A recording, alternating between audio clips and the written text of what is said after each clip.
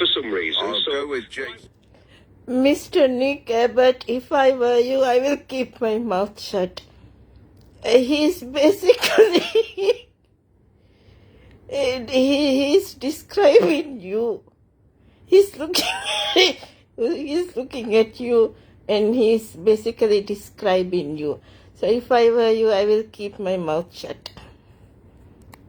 stats in terms of sort of performance and miles per whatever unit of energy you're using, and there is an optimum shape for a car. I mean, you know, the days when a Citroen looked mad and an Audi looked blobby and a BMW was 3 boxes are long gone. They're all the same size and shape because that's the optimum size for a motor car. And it makes sense, really. Should we get used to not building British cars anymore? We've built British cars for 40 years. Get used to it. We do build cars, though, but they're not for us. They're for foreign companies that have set up factories here. I mean, the only British car I could find, and I might be even wrong about this, is the Caterham. Are there any others?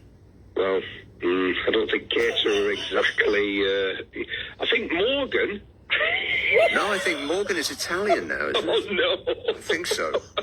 I've given up on that. I've completely given up on that. In a way, it was kind of a good thing because we got it out of our system in the old days of kind of when the government had to step in because it was so disastrous and they had to put most of the British car manufacturers under the same umbrella which they call British Leyland. That all happened 40 plus years ago and it was a disaster. It didn't mean that we have to face the situation that the Germans are in today. Today I was reading German media, quite an odd thing to do on a Sunday, but I was. And they are... He has suspended my 2 accounts. They are running under scared. some certain They know situation. Volkswagen Group, Audi, BMW, Mercedes, cars, motors are still a huge part of the German economy, between 20 and 25%, depending on who you listen to. The Chinese are coming for their market. 3 years ago, I sat in a dinner in a very expensive hotel in London, and I found myself sat next to a guy who has a company business up here in the northwest of England, very well known, selling volume cars. Family cars, not fancy stuff, not luxury cars, not sports cars, volume cars that are made in Germany. He was approached by the biggest name in Chinese cars in the UK right Tesla. now. And they said to him, we want you to stop selling those German cars and sell our cars. And he said, well, I don't think I want to do that. He said, Steve, when they told me how much money I was going to make, how cheaply the cars were going to be supplied to me, and how much money I was going to make, I had a good old think about it. And he said to them, look, you can't be making money at these prices. And he said, we don't care. We want the volume car market in the whole world.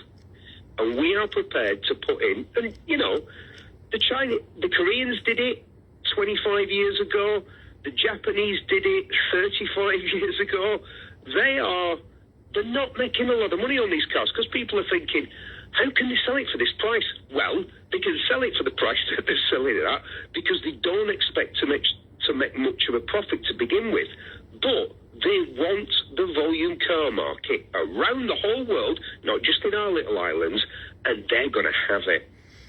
I mean, it's curious that it's coming from a communist country, but I mean, that is how capitalism works, isn't it? You provide a good that is better than the competition at a price that people like, and you win. Well, guess how many car companies there are in China, Nick? 4. Mr. Nick Abbott. I was close. You were close. This is what